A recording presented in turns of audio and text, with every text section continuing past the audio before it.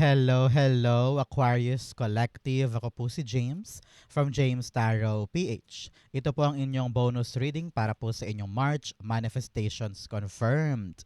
So today, tayo po ay mag-manifest para sa buong buwan ng Marso. Okay? So let's begin. Inhale and exhale. Holy Spirit, Spirit Guides, ibigay natin kay Aquarius ang mga mensaheng dapat nilang malaman para sa buwan na ito. In your overall energy, meron po kayong the Lover's card. Beautiful. In the area of what's blocking your manifestation, meron kang the Four of Swords. In the area of what you need to do, meron po kayong the Queen of Wands. In the area of what you need to focus on, meron po kayong the Six of Cups. In the area of what's coming in, meron po kayong the Eight of Pentacles. Beautiful. In your divine messages, meron po kayong the Strength card. In your fortune, the Hierophant. Beautiful. In your near future, meron kang the Two of Cups. At ang missing puzzle piece po para sa buhay nyo, para yung manifestation na yan mangyari na, ito po yun, mamaya sabay-sabay natin siyang bubuksan sa dulo ng ating reading. But first, mga mahal kong Aquarius, thank you po muna sa lahat ng mga hindi nag-i-skip ng ads, saka po sa mga nagdo-donate, no? Thank you po. Also for those na mga nag-like, nag-comment, nako, keep on doing that kasi malaking suporta po yun para sa akin. Okay? So, like lang po ng like and comment lang po kayo sa baba. It will be a great help for me. Okay po? So, in the background of your reading, meron kang the Empress card. Beautiful. Si Empress card, sinasabi dito, panahon na para maging abundant ang life mo. Okay? Meron kang inaalagaan, meron kang pinapatubo o minamahal na isang bagay na gusto mo talagang ipanganak na. Gusto mong i-carry over na sa life mo, no? And magaganap yan this time. You just need to really be open and relax daw. I don't know why. Ramdam ko dito kailangan relax ka lang. Huwag kang, alam mo yun, huwag kang masyado magpapagod. Sabi dito, wag mo daw doblehin masyado yung effort mo. Gawin mo lang yung makakaya mo para magawa siya, para maipanganak siya or magbunga siya. Pero do not put a lot of effort na napuntong pagod ka na or lupaypay ka na dyan, di ba? So, kung ano lang yung kaya, yun lang. And then relax because it will go naturally para sa inyo. Ngayon pa lang, sinasabi ko na nakita ko dito, meron sa inyong nag-manifest ng baby. Meron sa inyo nag-manifest ng mabuntis na or magkaroon na ng addition sa family. Ano? Kitang-kita ko dito na yes, it will happen for you. Congrats. With also the child here in the Six of Cups, kitang-kita ko dito yung arrival ng bagong addition sa family. So congrats sa mga nag-manifest na yan. Your prayers are being answered. Your manifestations ay paparating na. Congrats po. For others naman, na hindi naman baby or love life ang minamanifest, kitang-kita ko dito na wag mo daw masyadong i-exert yung effort mo sa isang bagay. Kung ano lang yung kaya, yun lang ibigay mo para naturally okay ka, safe ka, healthy ka, para kung ano man itong pinapatubo mo at inaalagaan mo, ay magampanan mo pa every single day. Okay? So, in your core energy, meron kang the Lover's card. Yes, kung ito ay love life man, like I've said, kung ito ay baby, congrats. If both of you, your partner, are planning na magkaroon ng sariling pamilya, bumukod na, kitang-kita ko dito that you are prioritizing your family life.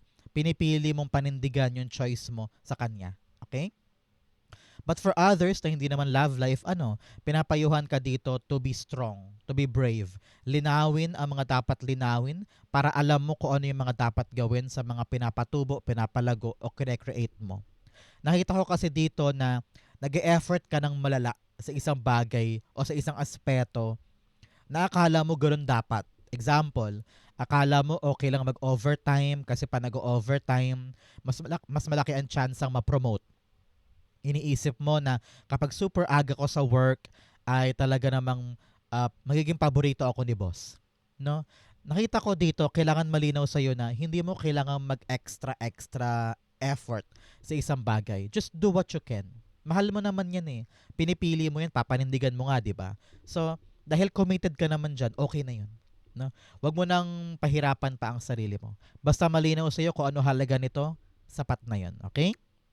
Clarify natin 'to. The Lover's card is being clarified by you have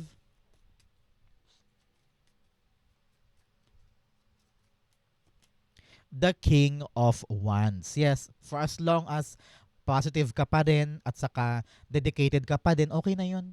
Palaban ka, okay na yun. Kapag alam mo na ito talaga yung pangarap mo, ito yung parte ng gusto mong buuin, kaya handa mong panindigan, sapat na yun. Do not overextend yourself, kumbaga, to the point na hindi mo na kaya. No? Sayang yung energy, sayang yung palaban mong aspeto at saka yung commitment kung lupay-pay ka na sa gilid, di ba? So, we need to really conserve our energy. Sapat lang, sapat lang. Example din. Magandang example. Sa buhay, kung araw-araw mo hatid sundo yung mga bata tapos meron ka pang trabaho whole day, di ba parang sobrang hirap na. Siguro kailangan mo ng kausapin yung asawa mo na siya na yung maghahatid, ikaw naman yung para busy ka sa work, di ba? So may paraan para ma-accomplish mo pa rin yung gusto mo with dedication, with motivation. Kasi choices mo yan, pero isipin mo yung magagaan na paraan para maabot yan or ma-accomplish yan. Okay? So Aquarius, since ito ay manifestation reading, ilapag mo na sa ating comment section ang mga manifestation mo. Dali time na to, i-manifest mo na yan, darating yan sa buhay mo this time. Okay? In what's blocking, meron kang dark reflection and self-compassion. Sabi dito, kailangan talagang harapin na yung mga katotohanan sa buhay. Yung mga pilit mong iniiwasan, yung mga pilit mong tinatago sa likod mo o sa buhay mo, na dati nahihiya ka or guilty ka pa. Pero sabi dito, lahat ng truth, good man yan or bad, yakapin mo. Okay?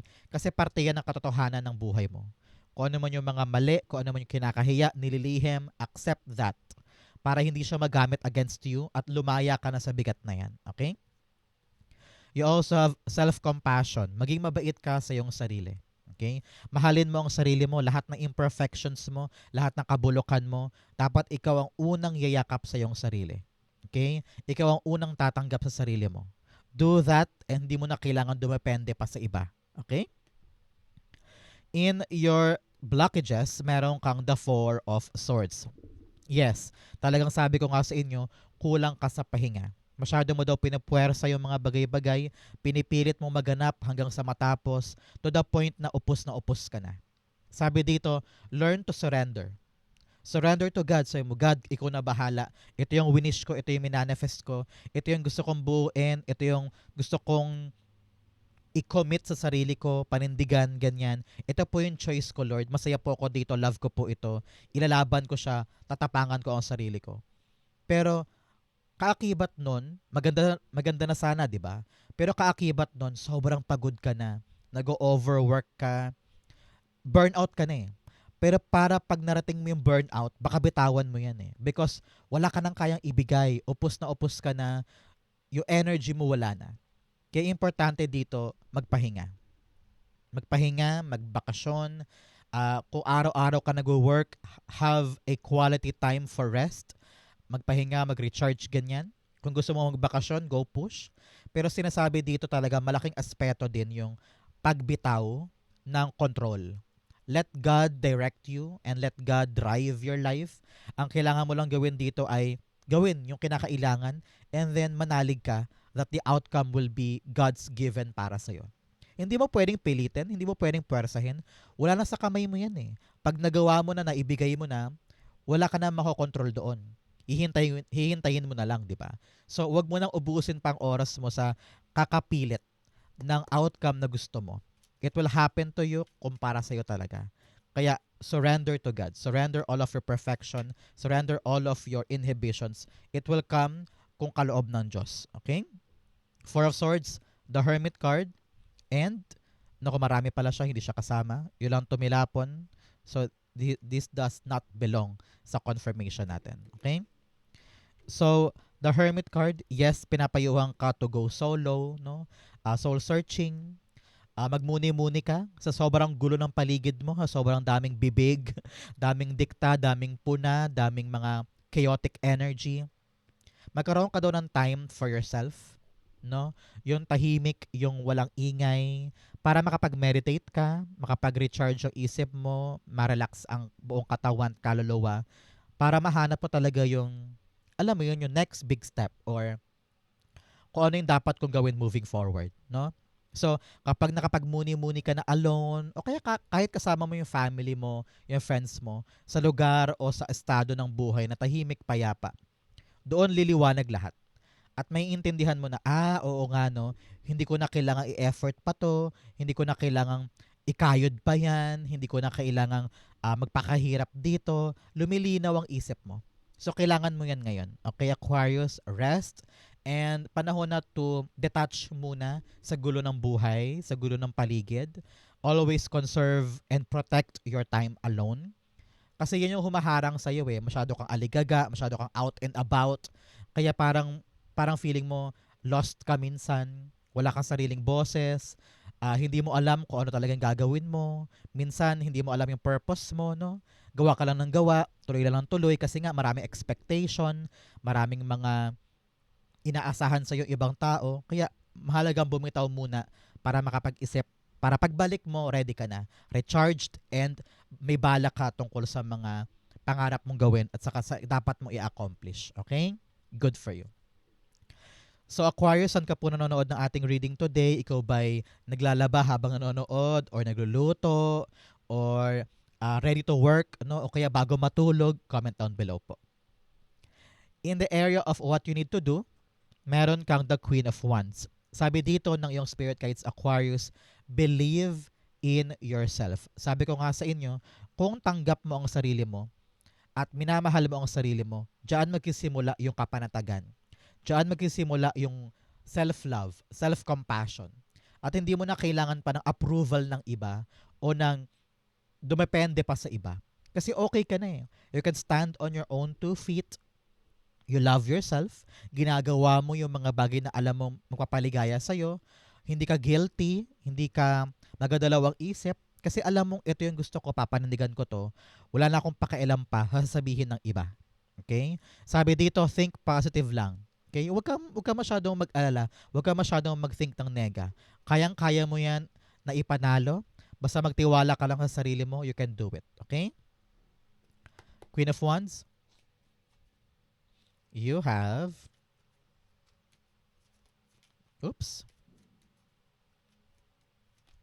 the Three of Wands. Yes, you've been waiting for so long. Meron kang hinihintay na mag-arrive o meron kang malaking aksyon na gusto mong gawin sa buhay mo for growth, for expansion. Supposedly, ready ka na eh, no? Pero sa kabila ng kahandaan na yan, may bagabag ka eh. Meron kang inhibitions or takot na paano pa mag-arrive, paano pag dumating, anong gagawin ko, kaya ko ba tong pangatawanan, kaya ko ba tong alagaan, kaya ko ba tong makip sa life ko. So nag-iisip ka na naman ng nega. So, sabi dito, be brave. Para pag dumating yung inaasahan mo at hinihintay mo yung minamanifest mo, kayang-kaya mo siyang panghawakan. At kayang-kaya mo siyang patubuin, palaguin sa buhay mo. Okay? So wag mo na isipin na kailan darating, paano, kaya ko ba. Isipin mo na lang, dumating na siya. Okay?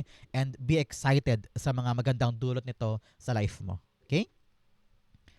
In the area of what you need to focus on, meron po kayong the Six of Cups. Sinasabihan ka dito, mag-focus ka sa katapusan ng mga problema mo. Kailangan mo siyang malagpasan. Kailangan mo siyang ma-accomplish. Huwag kang papatalo sa problema, sa insecurities, sa mga hindi sigurado, sa mga obstacles na yan. Kayang-kaya mo itong lagpasan. Ang importante dito, palaban ka. And you always move forward. Huwag ka nang mag-dwell pa sa past. Huwag ka nang mag-dwell sa mga pangit na nangyari, sa bitterness, sa painful experience. Oo, masakit, I understand. Pero parati mong piliin na aabante tayo. Hindi tayo pwedeng tumambay sa problema or sa issue. We should give ourselves some grace, power, and motivation to continue. Okay? The Six of Cups. Narinig ko rin dito, makipagbati ka na rin daw. Kung meron kang hindi pagkakaunawaan sa iyong partner o sa iyong karelasyon or close friendship, ganyan, or family member, makipag-ayos ka na daw. Very specific yan for a certain Aquarius dyan na pinapayuhan talaga makipagbati na, makipag-usap na, para ma-plansya na lahat. Okay?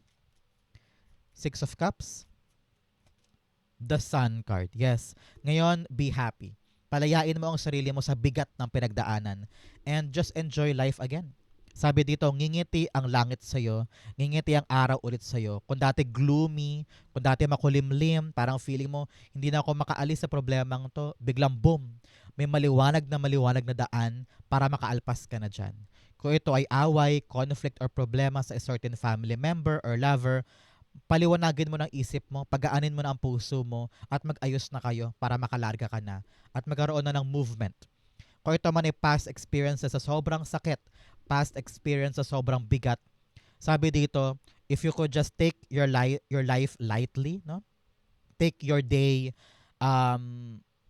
with joy and with happiness, with positivity, unti-unti mo daw malilimutan yung mga nangyari before.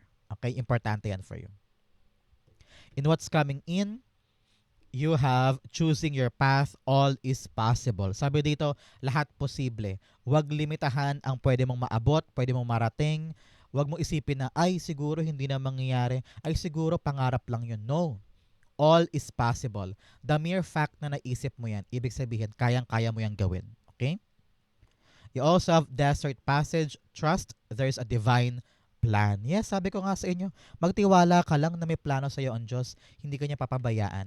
So ngayon, ipahinga mo yung mga takot mo, yung pag-control mo, and mag-ano ka muna, isolate, go somewhere else na payapa, tahimik, para ma-recharge ka and also maintindihan mo yung purpose at journey mo. Okay? In your what's coming in, meron kang the Eight of Pentacles. Really, meron kang nakitang reward or pabuya or incentive sa mga pinaghirapan mo. Example, yung negosyo mo, ilang linggo mo nang pinagsumikapan yan, ngayon biglang dadami yung customer. O kaya yung trabaho mo, sobrang sipag mo sa papers, bigla kang pinuri ni boss or meron kang pagtaas ng sweldo or meron kang promotion, no? Kitang-kita ko dito because dinisplay mo, pinakita mo sa kanila yung kakayanan mo at yung mga kaya mo pang abutin, people are now starting to notice yung galing mo at husay mo. Kaya meron talagang reward, meron sa inyo parang employee of the month, o kaya yung quota na abot mo bigla, kaya meron kang mga incentives. Narinig ko rin dito na humuhusay ka na sa trabaho mo. Meron kang ginagawa ngayon pwedeng project, negosyo, trabaho, o sideline mo. Before, parang hirap na hirap ka Pero ngayon, kitang-kita ko dito na gumagaan na, nahahasa ka na, namamaster mo na siya, at ramdam mo na yung smooth transition and smooth working environment. Parang ganyan. So, congrats po. Ang iyong pinaghirapan, boom! Nagbunga, naging abundant in your life. Kaya nga sabi ko sa inyo, huwag mo masyadong puwersahin. Kung ano lang yung kaya, yun lang. Kasi it can naturally grow para sa'yo. Okay? Clarify natin to. Eight of Pentacles being clarified by... Oops. Yes, the Chariot card. Abante, abante, abante. If this is work-related, example, ikaw ay nag-manifest ng trabaho abroad, trabaho sa ibang kumpanya, trabaho sa Maynila, na kinakailangan mong bumiyahe, this is a confirmation, yes, it will be successful para sa'yo. Confirmed, na confirmed, na confirmed. Kung meron ka nilalakad na dokumento, approval, promotion, interview, visa, no? Kitang-kita ko dito na yung lalakarin mo, na bunga ng pinaghirapan, ay talaga namang maganda ang outcome para sa'yo. Okay, congrats po. I-claim mo to para sa'yo to. In your divine messages, meron kang don't let your past hold you back. Sabi ko nga, wag mo hayaang yung nakaraan mo, yung past heartbreak, ay makaharang sa potensyal ng magandang buhay. Kaya kung lahi kang affected or bitter pa sa past, ay nako, baka mapanis yung present mo at future. Kaya always separate yung past. Kalimutan na yan, ibaon na sa limot and let go. Okay? You also have a win-win outcome is forecast. Wow, panalo ka daw dito. Kung ano man tong hakbang mo, kung ano man tong hinihintay, kung ano tong pagkalimot sa past, and choices mo this time na dapat mong panindigan, talaga namang panalo ka daw dyan. Congrats po. In your divine messages, meron kang the strength card. Sabi dito, magpakatatag ka, magpakatibay ka. Kayanin mo hanggang dulo. Do not rush, huwag kang ma-frustrate, huwag kang mairita, huwag kang maaligaga, huwag mong haluan ng emosyon tong ginagawa mo. Relax lang. Do it gently, kindly, lovingly, na hindi ka paparatel sa gulo ng paligid. Mahinahon lang. Kayang-kaya mo daw tapusin or lagpasan ng isang problema ng may hinahon. Kaya do not tempt na i-shortcut or madaliin or mabwisit ka bigla. Hindi makakatulong yun eh. Sabi dito, relax ka lang. Everything is working in your favor hanggat sa ginagawa mo lang yung makakaya mo.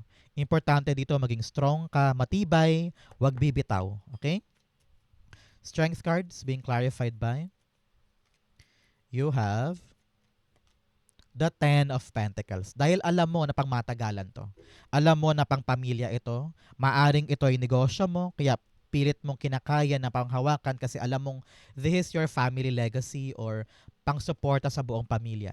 Kung ito man ay trabaho na talagang sobrang hirap, pero sabi dito, just relax, kayang-kaya mo yan kasi alam mong ang epekto nito ay pang matagalang kita for the family.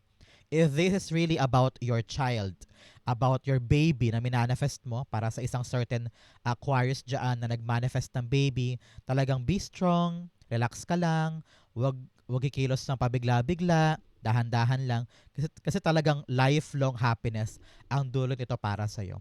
This is your legacy. Kaya importanteng maingat ka, pero lalaban. Okay? For others naman dyan, kung ano po itong kinakaharap mo na medyo mahirap, nakapagod, kapit, dahil yung long-term financial gains and abundance is coming for you. Okay? Ang iyong pagsumikap at hindi pagbitaw ay magbubunga ng pangmatagalang kita, pangmatagalang prosperity. Okay? In your fortune, meron kang hills, obstacles to overcome. Yes, sabi ko nga sa inyo, malalagpasan mo na yung obstacle, sisilay din ang araw sa buhay mo. You also have horse, short journey. Yes, sabi ko nga, baka may biyahe ka, meron kang paglipat, transition, successful yan. Okay yan, congrats po. You have beetle, good fortune. Wow, claim mo to. Kung makakita ka na sa lagubang after watching this video, great good fortune is coming for you. Claim this, it will be yours. You also have whale, great worry over nothing. Yes, masyado ka daw namumroblema sa mga bagay na hindi naman ka problema. Kaya ka siguro nag-double effort kasi iniisip mo na kapag nag-relax ka, baka mapurnada, baka mawala, baka mag-fail. Sabi dito, relax ka lang. Ikaw ay nag-iisip ng mga isyong hindi naman talaga magaganap. Okay? Just think positive, everything will be fine. In your fortune, meron kang Hierophant. Sabi dito, help is coming. Okay? Kung nahihirapan ka ngayon, kung nag-iisip ka ng tulong or gabay, darating siya. Maaring father figure mo ito, or boss, or supervisor, or co-worker, or kaibigan na talagang gagabayan ka para sa bagay na ito, para ma-accomplish mo. Nasa fortune area mo siya, so congrats, talaga namang may basbas kung ano man itong gagawin mo. You are blessed this time, so continue working on that. Sa mga may karelasyon, I'm seeing here, yes, marriage is coming, wedding, grand wedding is coming. Merong level up ng commitment sa isa't isa. Maaring bubuo talaga ng pamilya or bubukod na or talagang may kasalang magaganap. So congrats. For others, nakita ko dito yung pag-level up. Nakita ko bigla yung hagdan, no? Leveling up sa iyong ginagawa o trabaho. You are now taking this next stage at hindi ka na katulad dati. Kumbaga, paangat ka na ng paangat sa ginagawa mo. Congrats po. Clarify natin to. Hierophant is being clarified by yes, the Page of Wands. Kung ano man itong yayakapin mong opportunity, sabi mo, try lang natin, subukan lang natin, baka umayon sa akin. Yes, it will be fruitful para sa'yo. Nakita ko na maghahanap ka ng taong aagapay sa'yo sa simulang ito, no? Na parang, tulungan mo naman ako, paano ito magawa? Then this person will help you para ma-accomplish mo yan. Very blessed energy ito. Talagang may basbas from the universe, from heaven, itong bago mong gagawin. Kaya good luck and congrats. Kung ito man ay new family life, talagang ready ka nang yakapin itong pagkakataon na to. Kasi alam mong para sa'yo to. Congrats po. And good luck. Okay? In your near future, meron kang the Two of Cups. Really, a good conversation. good communication with special someone, maaring lover mo ito, at talaga nagkakaroon kayo ng magandang ugnayan, magandang relationship. Okay?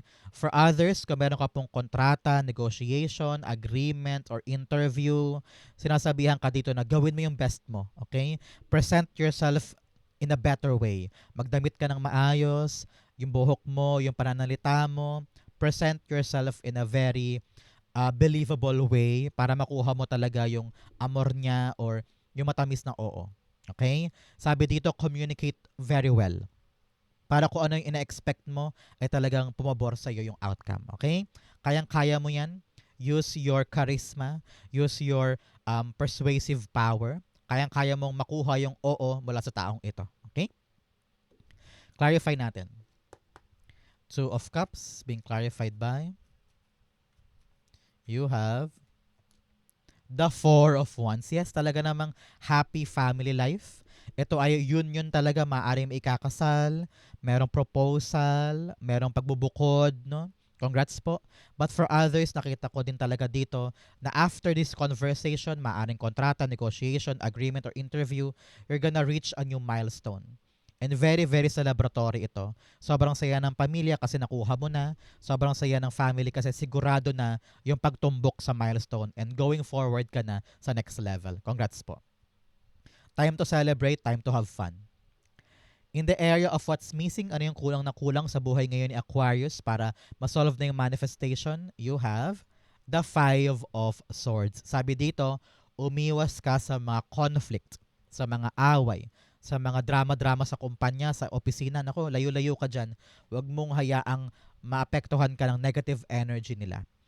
Kung ikaw ay dumadanas ng medyo toxicity from other people, maaring family members or katrabaho, sabi dito, learn to let go. Layo ka, hindi worth it ang pumatol dyan, okay? Pinapayuhan ka na mas piliin mong pagtrabahuhan yung mas importante kesa ubusin ang lakas mo sa hindi worthy ng time mo, okay? Sabi dito, pick up your battles. Hindi lahat pinapatulan, hindi lahat binibig deal, and mas mag-focus tayo sa ikakabuti natin at ikakaunlad natin. Kung baga narinig ko dito, kesa makisama ka sa gulo nila, naku, magkatrabaho na lang ako, pera pa to. Parang ganyan. So, wag mo nang i-magnify pa yung hardship or problema with other people. Hayaan mo sila. Kung ano yung issue nila yon. Kung galit sila sa'yo, hayaan mo sila. Okay? Ikaw ang mahalaga. Eyes on the prize, eyes on the target tayo. Okay? Five of Swords. The Knight of Pentacles. Yes. Now, plan your life ahead. No? Kung magulo ang paligid, kung marami pang dapat asikasuhin, medyo masakit na sa ulo, conflicting, gusto mo nang bumitaw dyan, gusto mo lumayo, sabi dito, pagplanuhang mabuti yung action mo bago ka bumitaw. Para pag alis mo dyan sa area na yan o sa mga taong yan, alam mo na yung tatahakin mo. Malinaw na. So ngayon, planuhin muna bago ka mag-detach. Okay? Sabi rin dito, kung nahihirapan ka sa mga plano mo at parang iniisip mo, kaya ko ba to? Magagawa ko ba to? Plausible ba to? Baka naman ambisyoso ko masyado. Huwag mo munang katakutan yung plano mo. Okay? Huwag mo munang haluan ng nega porket nanggaling ka sa isa pang manega. Okay? So just be positive, be brave, ilaban mo tong mga planong na to at huwag ka nang makinig pa sa negang tao sa paligid. Kung marami kang bashers, maraming nandadown sa'yo, huwag mo silang pakinggan and focus on your plans. Pangarap mo maging singer, huwag mong pakinggan yung mga nalalait sa'yo. Pangarap mo makapunta sa Canada, huwag mong pakinggan yung mga humaharang sa yung obstacles and be brave to win this. Hindi worth it yung mga nega. Ang worthy ay yung matibay at metikulosong plano para sa iyong tagumpay. Okay? Importante yan. Plan for the future and not plan for those nega people. Okay? Detach yourself para mas magaan, luminis, at malinaw ang isip mo para sa mga dapat paghandaan. Okay? So Aquarius, after watching this video, talaga namang manifestation dusts po para sa inyo. Matutupad na yan after watching this. Okay? So saan po kayo naka-resonate? Comment down below, babasahin ko po yan. Thank you Holy Spirit, Spirit Guides for the clarity and messages na dapat malaman ng mga Aquarius today. Talagang matutupad na ang manifestation mo. Okay po? So thank you for watching hanggang dulo. I love you. This has been James for James Tarot PH. God bless everybody.